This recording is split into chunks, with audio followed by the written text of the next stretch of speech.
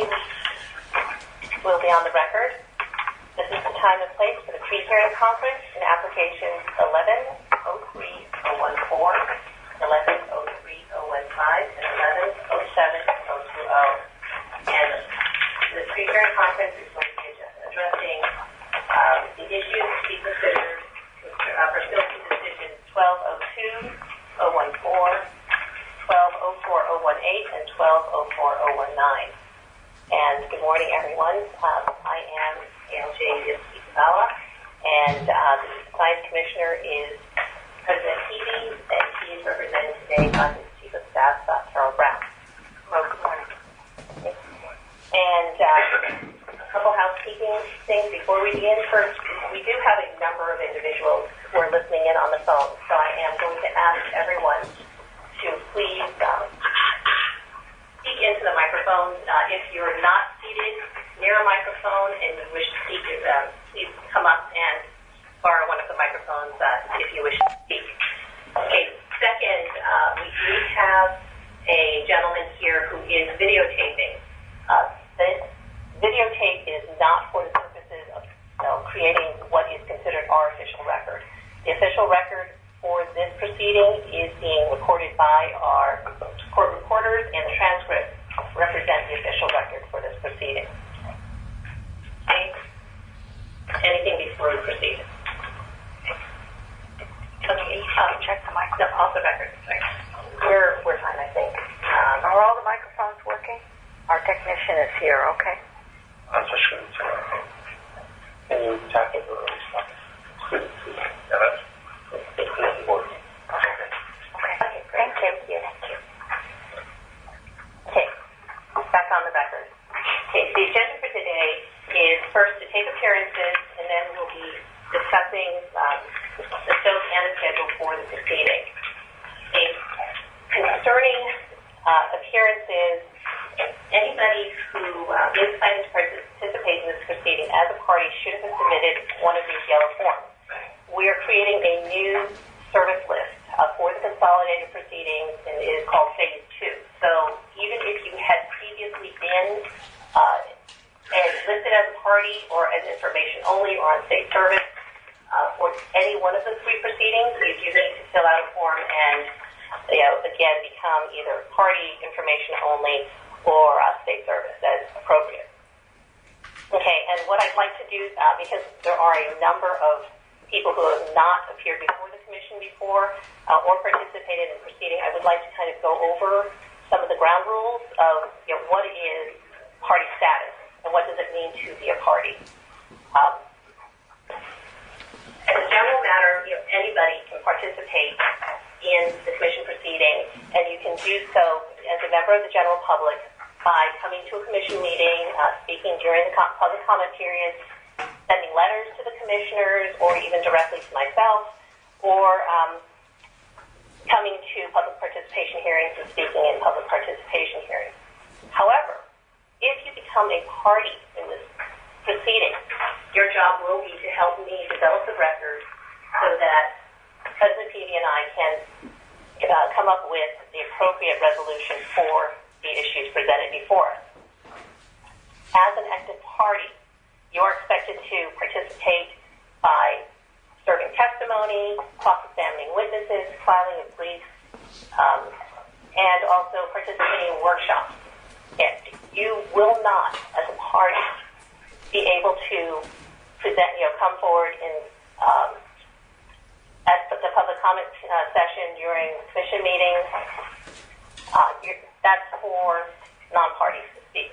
You also will not be allowed to speak during public participation hearings. Any communication with myself or any other decision maker, which would include the commissioners, their advisors, will be reportable. It is an ex-party contact. Anything that is a substantive nature. So I just want to make sure that for those of you who are becoming parties for the first time, you know that there are a number of responsibilities that you will have. I'm also going to be expecting all of you to be familiar with the Commission's rules, practice, and procedure, and also to comply with our electronic filing requirements. The public advisor's office assist with whatever questions you may have on any of this. However, if you are going to practice before the commission, you do have these responsibilities. Okay? So I do want to make sure that's very clear from the beginning. Also, if it turns out that you are not actively participating, I will move you from party status to information only. We are doing electronic service, so if you are information only, you will receive everything because you will be on the service list, but you will not be considered a party. You can read whatever you want, that gets served. You, as information only, may speak at at public participation hearings or during the public comment period at the commission meeting. Okay, are there any questions before we go? Okay. What I'd like to do at this point is I would like to take appearances for the record, and only those who are seeking party status is what I need. I don't need, if you're planning to be information only, to introduce yourself or anything. So why don't we start? Mr. Heidel, are you speaking or are you just videotaping? I'm also a party. I'm with Ecological Options. Could you please speak into the microphone then? My name is Jim Heddle. I'm with the Ecological Options Network, EON. We've been parties in the first part of the proceeding and will be in the end. Thank you. Mr. Warner. Christopher Warner, Pacific Gas and Electric Company in the proceeding. Sandy Maurer, EMS Safety Network. I'm James Weil. I will represent Aglet Consumer Alliance as an active party. My name is Jim Tobin, and I'm representing the County of Marin, the Town of Fairfax, a number of other local governments, and the Alliance for Human and Environmental Health. Mary Beth Brandon, Ecological Options Network.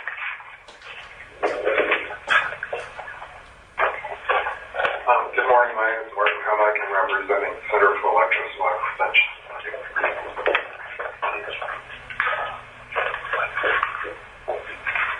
William Booth, representing CLECA, California Large Energy Consumers Association. Good morning, Your Honor. David Wilner, representing Wilner and Associates. I do have a very brief comment. Do you want that now or a little later? Are you commenting concerning the scope of the proceeding? Just a general comment for the hearing this morning. All right. Go ahead. Thank you, Your Honor. We are thankful that the Commission has approved the smart meter opt-out option for utility customers in California. However, it's very important to note that the Commission has the duty to determine whether smart meters are actually safe. Mr. Wilner, I think you're going into what you would want to have the scope of this proceeding to be. I'd like to hold that off until we discuss the scope. Thank you, Your Honor. Okay, thank you. Sharon Yang on behalf of Southern California Edison. Steve Mortino, representing Alameda County residents concerned about smart meters.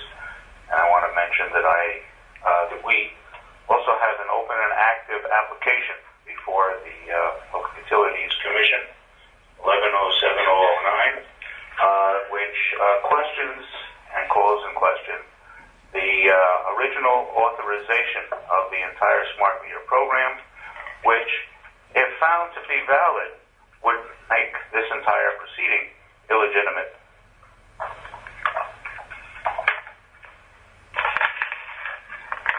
Charlie Snyder, San Diego Gas and Electric.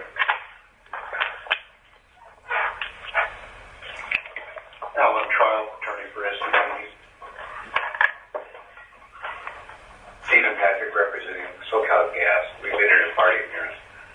Okay, and Mr. Patrick, you just filed, SoCal Gas just filed an application also for opt-out. Is that correct?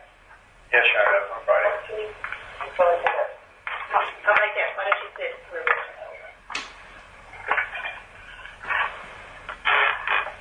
Yes, honor, we did. It was on Friday, and it's been accepted by the Commission. Thank you. Marcel Howard, Utility Reform Network.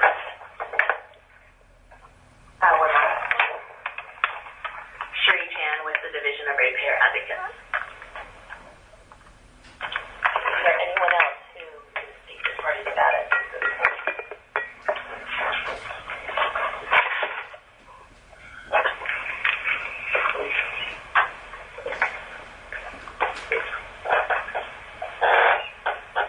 David Brown, Village Properties.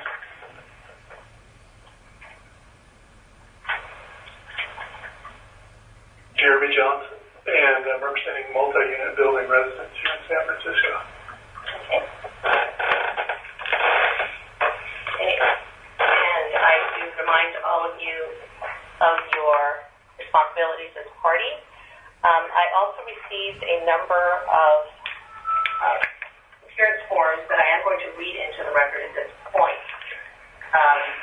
And they will be entered in as parties as well. Alexander Binnick of DE Toxics Institute, Ira Schneer of Southern Californians for Wired Solutions to Smart Meters, David Hubert, who I believe is representing himself, okay, Melissa Levine of Soft Smart Meters Irvine, Elizabeth Harris of the People's Initiative Foundation, Toby Cecil of Marina Meadows Apartments, and Supervisor Ephraim Carrillo, who is representing the 5th District of the County of Sonoma. Okay, I also just received by email a form, an appearance form by Edward Hasbrook, and he will also be added. Consistent with our rules of practice and procedure, rules 1.9 and 110, any filer who serves the service list will be the entire service list. That way, everyone who is information only and state service will have everything, including the service of testimony. Anything else? Yes, Ms. Malik. Will the service list for the consolidated proceedings, the new service list, be posted on, for example, if I go to the PG&E proceeding that I've been involved in, will that consolidated service list be posted on that proceeding, or will there be a full new proceeding number? Or how does that work? What we'll be doing is, with the consolidation of the proceedings, the lead proceedings will be application 11-03-014. So if you go to, that is the proceeding that you will be looking for all of the consolidated filings, and also the service list will be there this afternoon. Hopefully this afternoon. There is no service list at this point for what I am calling phase 2, and that is, it'll have service list, and there should be a service list that says phase 2. Okay. Moving on. With offering an opt-out option for each of the utilities. Also, we're going to be considering whether to allow a community opt-out option. The pre-hearing conference statements that I received, I'm going to just read who I've received them from, and if I've missed any, I would like to know that as well. I received pre-hearing conference statements from the Center for Electrosmog Prevention, the County of Lake, EMS Safety Network, jointly by PG&E and SDG&E, Southern California Edison on its own, Southern Californians for Wired Solutions to Smart Meters, the Utility Consumers Action Network, and Wilmer & Associates. Anyone else file, please? There are many unresolved problems with smart meters, and I believe that the one-size-fits-all solution of an opt-out for a fee will not resolve the customer problem. And there was a hearing recently in Maine. There was an appeal in front of the Maine Judicial Court, and I transcribed what the one commissioner said, and actually not a commissioner, but the justice. She was talking about how the Maine Public Utilities Commission never made a determination on whether or not smart meters were safe. So basically leaving the public up to making their own decisions. And her comment was this: the commission, in fact, declined to do the analysis the last time around. Is an opt-out provision an appropriate substitute for having the Commission exercise its statutorily presented responsibilities and authority to make the decisions about health and safety? And I want to give that to you because I think it's a really important question. Thank you. Thank you. Mr. Martinez? Thank you. Prior to my statement about how I think this proceeding should be, the scope should be expanded, let me simply mention that the application that I mentioned earlier does call for hearings on the health issue throughout California as provided by law. Now, the way I would suggest that the scope of this hearing be expanded is that it should be brought into accord with the law. Now, what I mean by that is that there is no legislative mandate for installation of smart meters. All there is a mandate by the Public Utilities Commission to public utilities to make it available. Now, the Public Utilities Commission does not have legislative power, so it does not have the power to direct the citizens of California to accept the smart meter.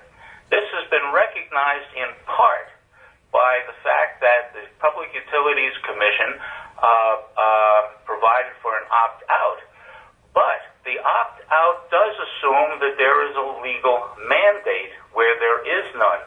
So I think that this proceeding should be expanded away from an opt-out option to an opt-in option as being the fundamental way in which California should approach the smart meters. And if that happened, if the opt-out was transformed into an opt-in, then the process of costs for the process would then be shifted to those who want smart meters. That would be very easy for the utilities to calculate, and those who simply don't want them would be free from any additional costs. So I would propose that be the transformation and the expansion of the scope of this hearings here. Thank you.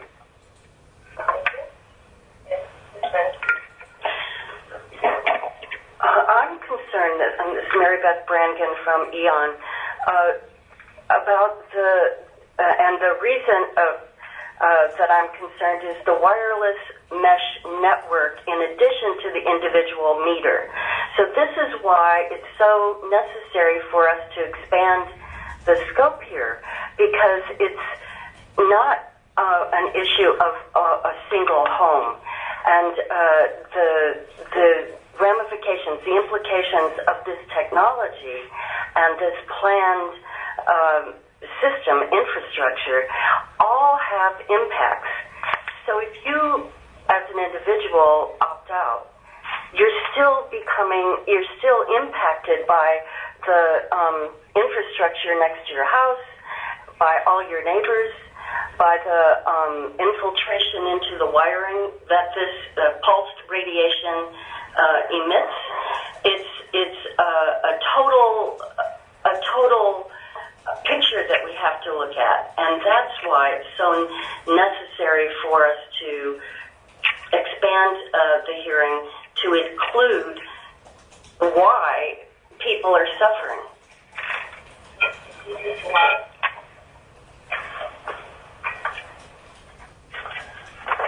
Thank you, Your Honor. I'm James Weil for AGLIT. AGLIT will not participate in the issue of exercise by local governments and entities, but AGLIT has no objection to including that issue in the scope. Concerning scope, I hope the Commission will realize that cost and cost allocation issues will require an analysis of participation rates. Mr. Shames, on behalf of UCAN, has proposed that proceeding be delayed until 2013 in order to assess or have more updated data on participation rates. I'm not sure I agree with him, but I do want to make sure that the issue of participation rates stays in the proceeding. Second, I would like the Commission to take up the issue that Mr. Homek raised in one of his pleadings about discrimination. There seems to me to be a live issue of whether or not charging customers for opt-out is legal, considering that opt-out decisions can be driven for medical reasons. I'm not a lawyer. It's hard for me to vet all of that, but I do see a very clear connection between medical conditions and the possibility of discrimination when it's pretty clear, to me at least, that the customers who are choosing to opt out are doing so based on medical grounds. And the Commission seems to be hiding its head in the sand about some of that stuff, but I do hope that the Commission would entertain the issue of discrimination associated with medical conditions. Finally, there seems to be a consensus that the scope of this phase of the proceeding includes cost and cost allocation. I've been doing cost effectiveness studies on behalf of the Commission and before the Commission since the late 1970s. And one of the very first principles in assessment of costs is the inclusion of what are called participant costs. In other words, customer decisions and public policy are not driven only by costs incurred by the utilities, but they should include the notion of societal costs and costs to the participants. And when I think about participant costs and whether or not the Commission should be allocating costs to only participants or to the ratepayers as a whole, I keep coming back to the notion that participant costs include pain. They include the medical costs that they might incur. They include personal discomfort. For those reasons, I think the Commission should keep its eyes and ears open to the possibility of considering health impacts as a part of the universe of customer costs. Thank you.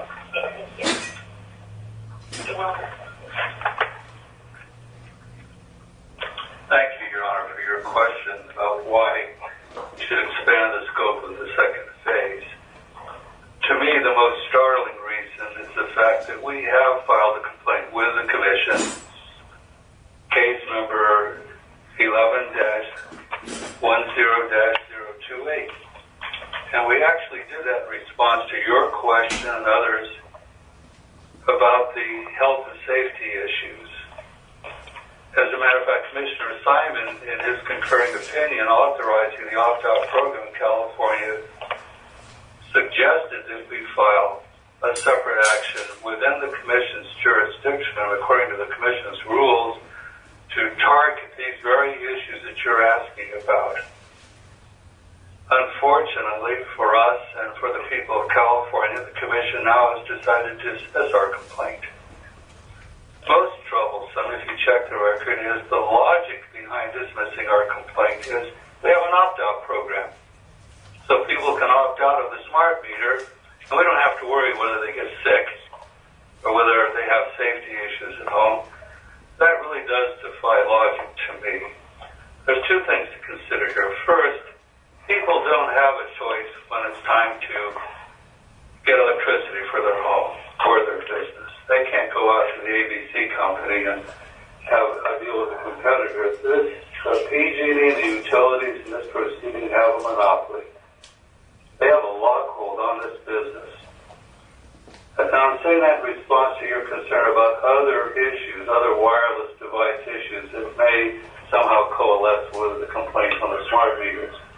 The smart meters are attached to our homes. They're attached to the wiring in our homes, and they are a permanent fixture. And clearly they are harmful to some people. Cell phones, computers, and other devices are optional. If you're concerned about your cell phone being dangerous, get rid of it. If you're concerned about your computer or something else that's in question, again, you can dispose of it. But you can't dispose of your electricity, you can't dispose of your electric meter. I'm very troubled that the Commission would consider throwing out our complaint on the grounds that it's moot. Yes. Concerning your complaint, that is really outside the scope of this proceeding. I don't know where you are on that. If that is something that, if it's a proposed decision that's been issued, or if you're at a point where you can actually appeal the proposed decisions, and that is where you should be making your arguments, not here. Well, I didn't need to correct the complaint and to argue that case, only to illustrate that this is like the Kafka court. Today you're telling us this is outside of the scope of this proceeding. There should be another proceeding to deal with these issues. And with all due respect, there is one. But the commission is throwing it out. So I wasn't arguing the merits of our case, only responding to your question. Thank you. Thank you. Anyone else? You will need to come up.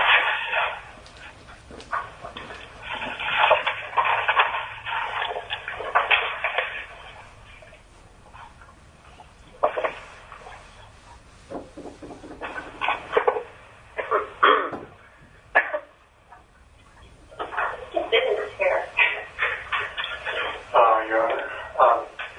I guess I just want to respond to your question about whether the scope of this should relate to health effects.